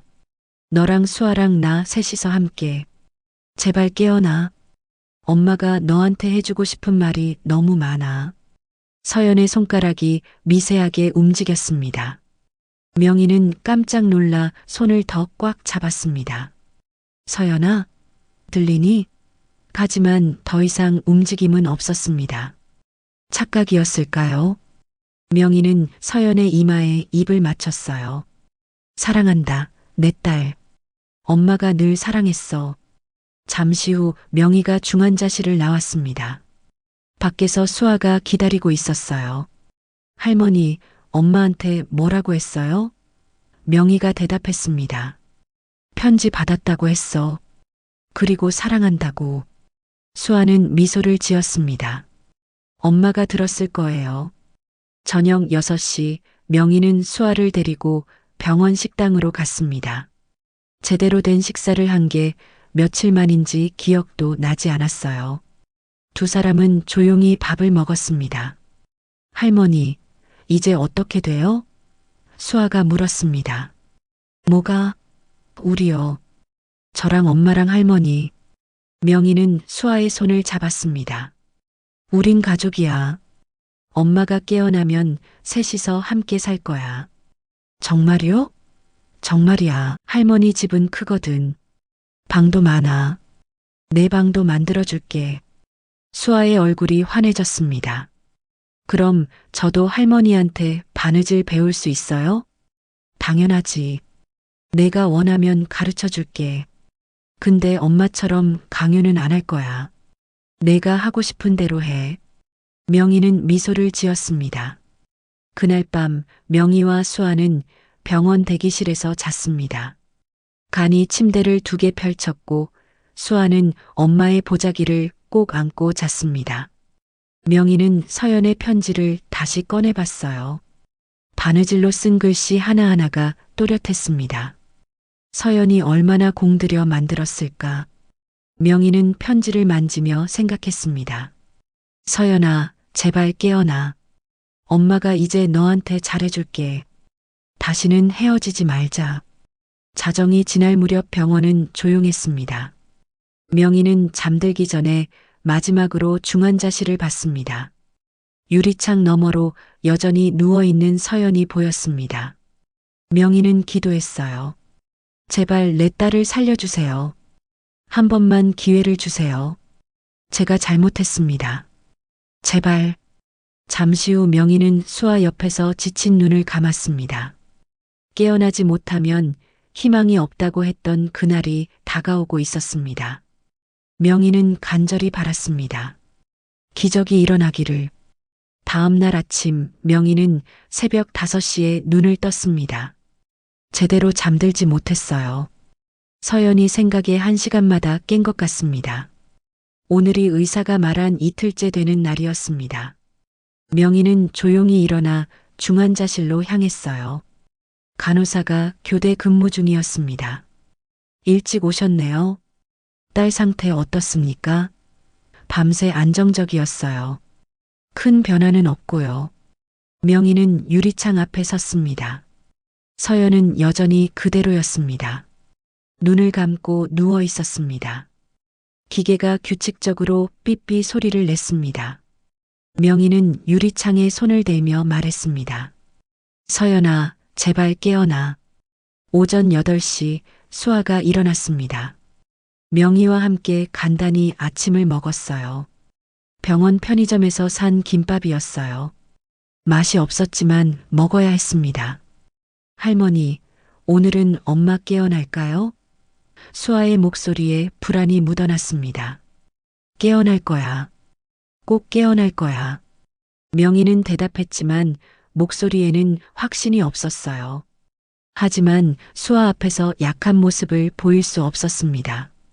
9시 담당 의사가 회진을 왔습니다. 명희와 수아는 의사를 따라 중환자실로 들어갔습니다. 의사는 서연의 차트를 확인하며 말했어요. 뇌압은 안정됐습니다. 다행히 안정을 찾고 있어요. 그럼 깨어날 수 있나요? 명희가 물었습니다. 글쎄요, 모든 게 정상인데 왜 안 깨는지 모르겠어요. 때로는 환자가 스스로 깨어나기를 기다리는 경우가 있습니다. 그게 무슨 말입니까? 의학적으로는 깨어날 수 있는데 환자 본인이 아직 준비가 안 된 거죠. 심리적인 문제일 수 있습니다. 의사는 조심스럽게 말했습니다. 명희가 서연의 손을 잡으며 말했어요. 서연아, 듣고 있니? 이제 깨어나도 돼. 엄마가 여기 있어. 수아도 여기 있어. 우리 기다리고 있어. 하지만 서연은 반응이 없었습니다. 의사는 한숨을 쉬며 말했어요. 계속 말을 걸어주세요. 환자가 들을 수 있습니다. 사랑하는 사람의 목소리가 가장 큰 힘이 됩니다. 의사가 나가고 명희와 수아만 남았습니다. 수아는 엄마 침대 옆에 섰습니다. 엄마, 나 수아야. 깨어나. 할머니 만났어. 엄마가 말했던 그 할머니. 정말 좋은 분이야. 수아의 목소리가 떨렸습니다. 엄마, 나 혼자 무서워. 엄마 없으면 난 어떡해. 제발 눈 떠. 제발. 명희는 수아를 안아줬습니다. 울지 마. 엄마가 들으면 슬퍼하실 거야. 하지만 엄마한테 좋은 얘기를 해줘. 엄마가 깨어나고 싶게 만들어야 해. 수아는 눈물을 닦았습니다. 그리고 엄마에게 말했습니다. 엄마, 공모전 작품 완성했어. 내가 동정 달았어. 엄마가 가르쳐 준 대로 나비 매듭으로. 정말 예뻤어. 그리고 할머니가 DNA 검사했어. 내가 정말 손녀래. 이제 우리 셋이서 같이 살 거야. 할머니 집은 한옥이야. 정말 예뻐. 마당도 있고. 수아는 계속 말했습니다. 엄마, 할머니가 나한테 바느질 가르쳐 주신대. 엄마처럼. 나도 국가무형문화재 되고 싶어. 그러려면 엄마가 깨어나야 해. 엄마도 함께 배워야지. 명희는 수아의 말을 들으며 눈물을 흘렸습니다. 아이가 이렇게 강한 줄 몰랐습니다. 명희도 서연에게 말했습니다. 서연아, 내 편지 받았어. 보자기 안에 숨겨둔 거. 정말 감동받았어. 넌 엄마를 사랑했구나. 원망하지 않았어. 엄마가 너무 고마워. 그리고 미안해. 20년 동안 너를 찾지 않은 게 후회돼. 명희는 서연의 손을 두 손으로 감쌌습니다. 하지만 이제라도 만났잖아.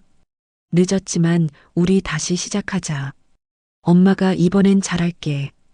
다시는 너를 몰아붙이지 않을게. 그냥 함께 있고 싶어. 아침에 같이 밥 먹고 저녁에 같이 차 마시고 수아가 자라는 것도 같이 보고 그런 평범한 일상이 하고 싶어. 명희의 목소리가 떨렸습니다. 제발 깨어나. 엄마 손 한 번만 더 잡게 해줘. 제발 서연아. 그때였습니다. 서연의 손가락이 움직였습니다. 명희는 깜짝 놀라 손을 봤습니다. 확실히 움직였습니다. 서연아? 명희가 외쳤습니다. 수아도 봤습니다. 엄마, 엄마 손 움직였어. 둘은 숨을 죽이고 서연을 봤습니다. 서연의 눈꺼풀이 미세하게 떨렸습니다. 천천히, 아주 천천히 눈이 열렸습니다. 먼저 가늘게 뜨였다가 다시 감았습니다. 그리고 다시 떴습니다. 이번에는 조금 더 크게 서연의 눈동자가 보였습니다. 초점이 없었지만 움직였습니다. 서연아, 명희가 소리쳤습니다. 간호사, 의사 선생님. 수아가 밖으로 뛰어나가 소리쳤습니다. 간호사들이 달려왔습니다. 의사도 뛰어왔습니다. 의사는 서연의 눈을 확인했습니다. 펠라이트로 동공을 비쳤습니다. 반응 있습니다. 의식 돌아오고 있어요. 의사의 목소리에 흥분이 묻어났습니다. 간호사들이 기계들을 확인했습니다. 심박수, 혈압, 뇌파. 모든 수치가 변하고 있었습니다. 살아나고 있었습니다. 서연이 깨어나고 있었습니다. 명희는 서연의 손을 놓지 않았습니다. 계속 말을 걸었습니다. 서연아, 엄마야. 들리니? 엄마 목소리 들려? 명희가 말하자 서연의 입술이 조금 움직였습니다. 소리는 나오지 않았지만 뭔가 말하려는 것 같았습니다. 수아가 반대편에서 엄마 손을 잡았습니다. 엄마, 나 수아야. 나 여기 있어. 서연의 고개가 아주 조금 수아 쪽으로 돌아갔습니다. 눈이 수아를 봤습니다. 서연의 눈가에서 눈물이 흘러내렸습니다. 입술이 다시 움직였어요. 이번에는 소리가 났습니다. 아, 아주 작은 목소리였습니다. 거의 숨소리 같았습니다. 수아는 엉엉 울었습니다. 엄마, 엄마. 명희도 울었습니다. 서연아, 잘했어. 정말 잘했어. 의사와 간호사들도 미소를 지었습니다. 서연의 시선이 명희에게 향했습니다. 명희와 눈이 마주쳤습니다. 서연의 입술이 움직였습니다. 어머니. 명희는 더 이상 참을 수 없었습니다. 서연의 이마에 얼굴을 묻고 흐느꼈습니다. 그래, 엄마야. 엄마 왔어. 20년 만이야. 미안해. 정말 미안해. 서연의 손이 약하게 명희의 손을 쥐었습니다. 힘은 없었지만 따뜻했습니다. 의사가 말했습니다. 환자분이 아직 약하십니다. 천천히 회복하실 거예요. 지금은 쉬게 해주세요. 명희와 수아는 고개를 끄덕였습니다. 하지만 서연은 수아를 놓지 않았습니다. 수아의 손을 꼭 잡고 있었어요. 순간 입술이 다시 움직였습니다. 네, 딸. 수아는 울면서 대답했습니다. 응, 엄마. 나 엄마 딸이야. 엄마 사랑해. 서연의 시선이 다시 명희에게 갔습니다. 그리고는 다시 수아에게 갔습니다. 둘을 번갈아 봤습니다. 입가에 미세한 미소가 번졌습니다. 우리 가족. 명희는 고개를 끄덕였습니다. 그래, 우리 가족이야. 이제 셋이서 함께 살 거야. 서연은 눈을 감았습니다. 하지만 이번에는 다르게 보였습니다. 평화로워 보였습니다. 의사가 확인했습니다. 잠드신 겁니다. 정상적인 수면이에요. 걱정 마세요. 명희와 수아는 안도의 한숨을 쉬었습니다. 명희와 수아는 중환자실을 나왔습니다. 복도에서 서로를 안았어요. 할머니, 엄마 깨어났어요. 그래, 기적이야. 정말 기적이야. 변호사 영진이 복도 끝에 서 있었습니다. 소식을 듣고 달려온 것이었습니다. 서연이 깨어났다며? 응, 방금 눈 떴어. 우리 목소리도 알아들었어. 영진은 명희의 어깨를 두드렸습니다. 축하해. 정말 다행이야. 명희는 영진의 손을 잡았습니다. 고마워, 영진아. 내가 없었으면 못 이겨냈을 거야.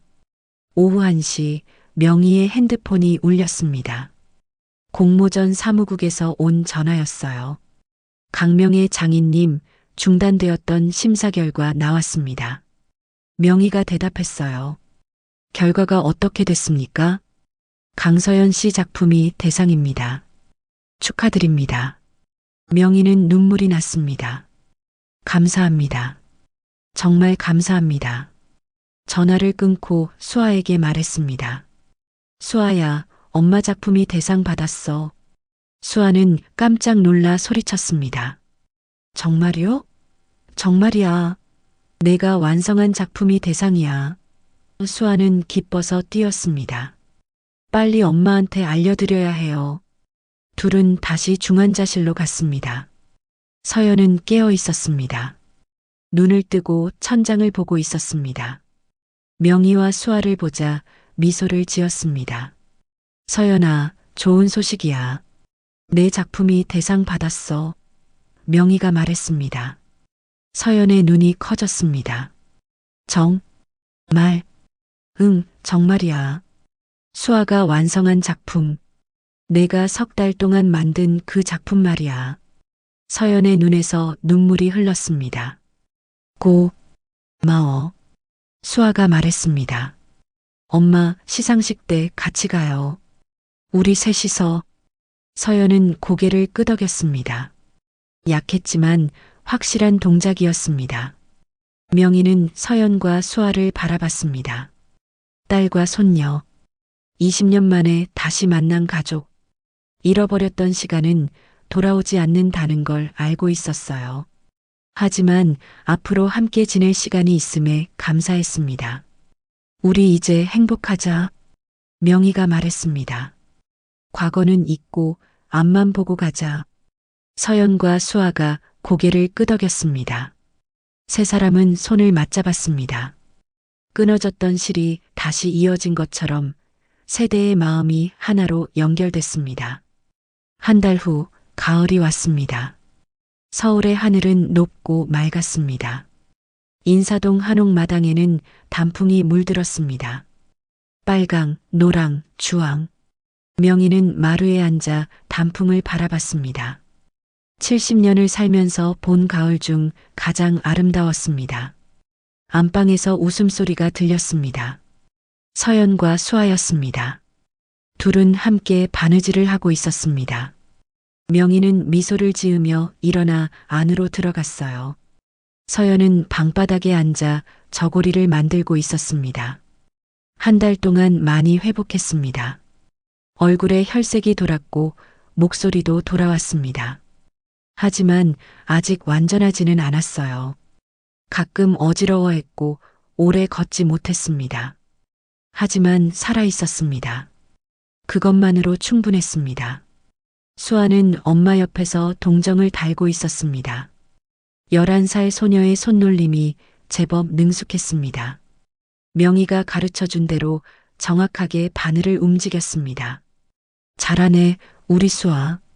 명희가 칭찬했습니다. 수아는 환하게 웃었습니다.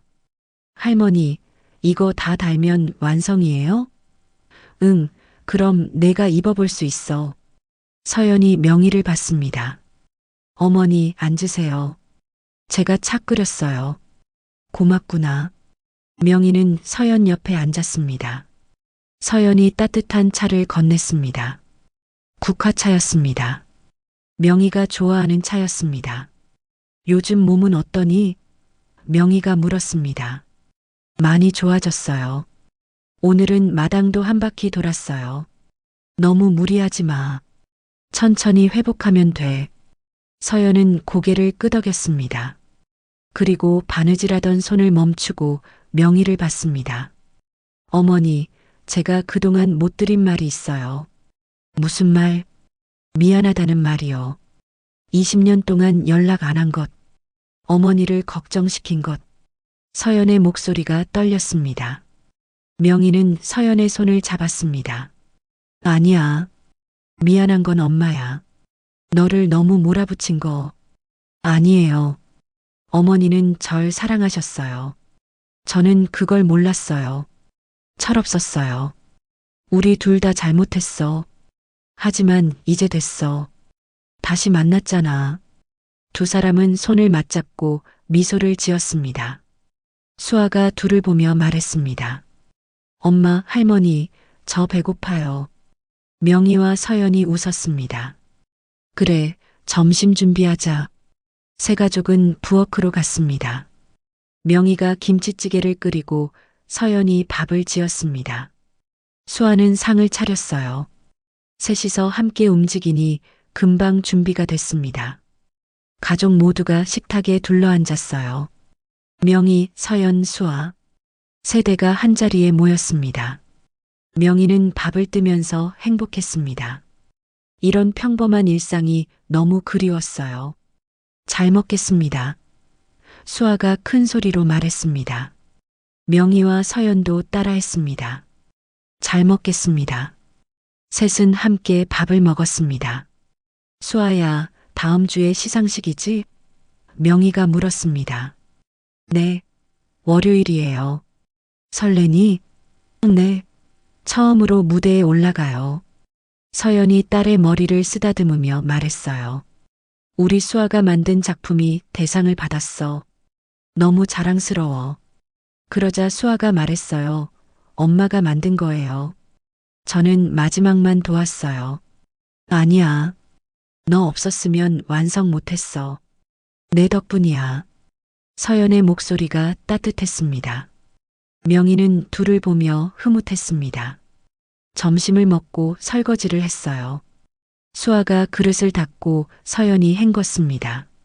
명희는 행주로 물기를 닦았습니다.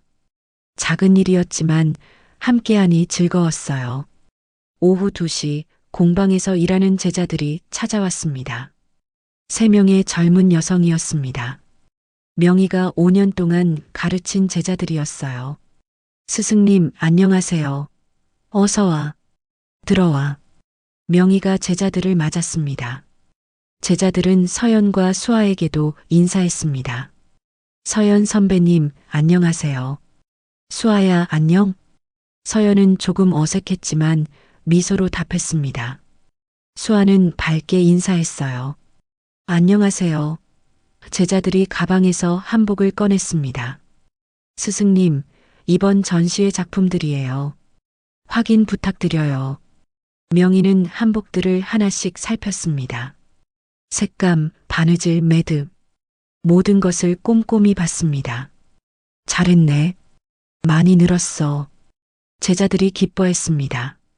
그때 한 제자가 물었습니다. 스승님, 최준혁 선배는 어떻게 됐어요? 명희의 표정이 굳었습니다. 준혁. 한 달 전 기자회견 후 그는 사라졌습니다. 공방에도 오지 않았고 연락도 끊겼습니다. 모르겠구나. 연락이 안 돼. 그 사람이 나쁜 짓을 했다며요. 언론에 거짓 정보 흘리고. 제자가 분개했습니다. 명희는 한숨을 쉬었습니다. 그래도 10년 동안 함께 일했어. 미운 정도 있지. 서연이 조심스럽게 말했습니다. 어머니, 준혁 씨도 나름 이유가 있었을 거예요. 갑자기 저희가 나타나서 놀랐겠죠. 명희는 딸의 넓은 마음에 감동했습니다. 넌 너무 착해. 그 사람이 너한테 얼마나 나쁜 짓을 했는데. 하지만 결국 진실이 이겼잖아요. 그걸로 됐어요. 서연은 미소를 지었습니다. 제자들이 돌아가고 명희는 마당에 나갔습니다. 단풍잎이 떨어지고 있었습니다. 단풍이 바람에 날려 땅에 쌓였어요. 명희는 빗자루로 낙엽을 쓸었습니다. 서연이 나와서 함께 쓸며 말했어요. 어머니, 제가 할게요. 괜찮아. 같이 하자. 모녀가 나란히 낙엽을 쓸었습니다. 조용한 시간이었습니다. 어머니, 서연이 말을 꺼냈습니다. 응? 정말 행복해요. 이렇게 어머니랑 함께 있는 게. 명희는 빗자루를 멈추고 서연을 봤습니다. 나도 행복해. 20년을 기다렸어. 이 순간을. 앞으로도 계속 함께 있을 수 있죠? 당연히 평생 함께 있어야지. 우린 가족이니까. 서연은 명희를 안았습니다. 명희도 딸을 안아줬습니다. 20년 만의 포옹이었습니다. 따뜻했습니다. 두 사람은 한참을 그렇게 서 있었습니다. 저녁 6시, 명희는 특별한 저녁을 준비했습니다. 서연이 좋아하는 갈비찜을 만들었습니다. 어렸을 때 명절마다 해줬던 음식이었어요. 어머니, 갈비찜이에요? 서연이 놀라며 물었습니다. 응, 내가 좋아했잖아. 기억하셨어요? 당연하지. 엄마가 어떻게 있겠니? 식탁에 갈비찜이 올라왔습니다. 김이 모락모락 났습니다. 향기가 온 집안에 퍼졌습니다. 수아가 눈을 반짝였습니다. 할머니, 이거 정말 맛있어 보여요. 많이 먹어. 할머니가 많이 만들었어. 셋은 함께 저녁을 먹었고 갈비찜은 정말 맛있었습니다. 갑자기 서연이 먹으면서 눈물을 흘렸어요. 어렸을 때 맛 그대로예요. 그럼 다행이다. 엄마가 손맛은 아직 살아있네. 명희가 웃었습니다. 식사 후 차를 마시며 이야기를 나눴습니다. 수아의 학교 이야기, 공방 이야기, 시상식 이야기. 수아야, 시상식 때 뭐 입을 거니? 명희가 물었습니다. 모르겠어요. 할머니가 한복 만들어줄까? 수아의 얼굴이 환해졌습니다. 정말요? 응. 우리 셋이서 만들자. 엄마랑 할머니랑 너랑. 서연도 좋다고 했습니다. 좋은 생각이에요. 함께 만들면 더 의미 있을 거예요. 다음 주 내내 세 사람은 한복을 만들었습니다. 명희가 디자인을 하고 서연이 재단을 했습니다. 수아는 간단한 바느질을 도왔습니다. 저고리는 연분홍색이었고 치마는 하늘색이었어요. 수아한테 정말 잘 어울릴 것 같아. 서연이 말했습니다. 우리 손녀는 뭘 입어도 예쁘지. 명희가 자랑스러워했습니다. 일주일 후 한복이 완성됐습니다. 수아는 재빨리 입고 나왔어요. 정말 예뻤습니다. 거울을 보며 수아가 빙글빙글 돌았습니다. 와, 정말 예뻐요. 시상식 당일 세 사람은 함께 시청 대강당으로 갔습니다. 수아는 할머니와 엄마가 만들어준 한복을 입었습니다. 명희와 서연도 한복을 입었어요. 대강당은 사람들로 가득했습니다. 한복 관계자들, 기자들, 관람객들 모두가 시상식을 보러 왔습니다. 명희 가족이 들어서자 사람들이 박수를 쳤습니다. 강명희 장인님, 서연 씨, 수아야. 사람들이 반겼습니다. 석 달 전의 논란은 완전히 사라졌습니다. 이제 모두가 이들의 진짜 이야기를 알았던 거예요. 20년 만에 만난 가족의 감동적인 이야기를. 시상식이 시작됐고 여러 상이 발표됐습니다. 마지막으로 대상 차례였습니다. 사회자가 마이크를 잡았습니다. 이번 공모전의 대상은 강서연 씨의 3대입니다. 박수가 터졌습니다.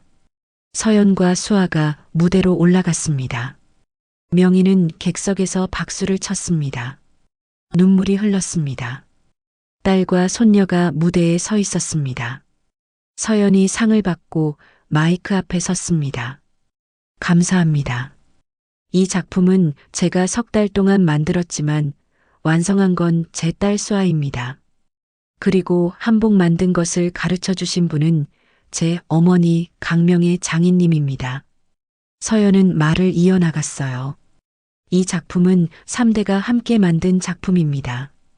그래서 작품 제목도 3대입니다. 할머니, 엄마, 딸. 우리는 끊어졌던 시를 다시 이었습니다. 이 상을 제 어머니께 드립니다. 박수갈채가 쏟아졌습니다. 서연은 명희를 받습니다. 명희가 무대로 올라갔어요. 서연이 상패를 명희에게 건넸습니다. 어머니, 받으세요. 명희는 상패를 받고 서연과 수아를 안았습니다. 세 사람은 무대에서 포옹했습니다. 기자들이 사진을 찍었습니다. 플래시가 터졌습니다. 하지만 이번에는 공격이 아니었습니다. 진심 어린 축하였습니다. 관객들이 모두 일어나 기립박수를 쳤습니다. 시상식이 끝나고 집으로 돌아왔습니다.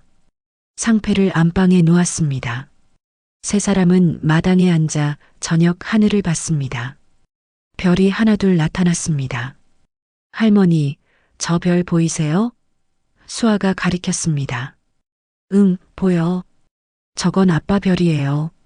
엄마가 그랬어요. 서연이 고개를 끄덕였습니다. 수아, 아빠는 좋은 사람이었어. 하늘에서 우리를 지켜보고 계실 거야. 명희는 하늘을 올려다봤습니다. 고맙다고 전해야겠네. 우리 딸을 지켜줘서. 세 사람은 나란히 앉아 별을 봤습니다. 가을바람이 불었습니다. 차가웠지만 따뜻했습니다. 서로의 온기가 있었으니까요. 엄마, 수아가 말했습니다. 응? 나 정말 행복해. 나도 우리 딸. 서연이 수아를 안았습니다. 명희는 두 사람을 바라보며 생각했습니다. 잃어버렸던 시간은 돌아오지 않아. 하지만 앞으로 함께 만들어갈 소중한 시간들이 있기에 너무 행복해. 생각에 잠겨있던 명희가 말했습니다. 우리 이제 행복하자. 매일매일 함께 밥 먹고 바느질하고 이야기하고 그런 평범한 날들을 보내자 서연과 수아가 고개를 끄덕였습니다. 세 사람은 손을 맞잡았습니다. 할머니의 손, 엄마의 손, 딸의 손, 세대의 손이 하나로 이어졌습니다. 바느질처럼 한 땀 한 땀 이어가는 것처럼 끊어졌던 실이 다시 연결됐습니다. 그리고 앞으로도 계속 이어질 것입니다. 사랑으로, 용서로, 함께함으로.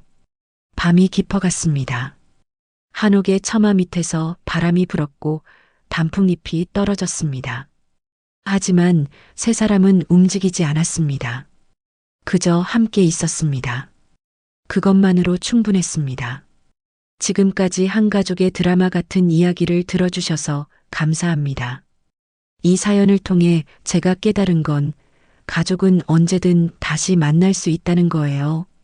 20년이든 30년이든 시간이 얼마나 흘렀든 사랑하는 마음만 있다면 다시 이어질 수 있습니다. 여러분도 지금 가족과 멀어져 계신가요? 용서하지 못한 상처가 있으신가요? 여러분도 할 수 있어요. 용서는 늦을 수는 있어도 결코 오지 않는 법은 없답니다. 서연이가 보자기에 수놓은 편지에 이런 말이 있었어요. 바느질은 마음을 잇는 것이라고요. 맞습니다. 아무리 멀리 떨어져 있어도, 아무리 오랜 시간이 흘러도 진심은 반드시 전해지게 되어 있어요. 이 가족에게 하고 싶은 이야기가 있거나 응원을 해주고 싶다면 댓글 달아주세요. 그럼 오늘도 건강한 하루 되시고 다음에도 좋은 이야기로 찾아오겠습니다. 감사합니다.